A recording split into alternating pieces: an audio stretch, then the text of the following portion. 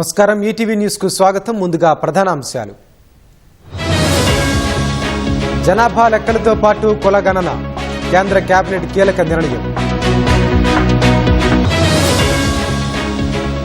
సరిహద్దుల్లో పాకిస్తాన్ కాల్పులు, దాయాదికి భారత్ హెచ్చరిక. భయాందోళనలో పాకిస్తాన్ నాయకత్వం, పీఓకేలో విమాన రాకపోకలు రద్దు. జాతీయ భద్రతా సలహా బోర్డు పునర్వ్యవస్థీకరణ, చైర్మన్గా రా మాజీ చీఫ్ అలోక్ జోషి. చార్ధామ్ యాత్ర ప్రారంభం, తెరుచుకున్న గంగోత్రి యమునోత్రి. రష్యా పర్యటనకు మోదీ దూరం, విక్టరీ డే వేడుకలకు రాజ్నాథ్.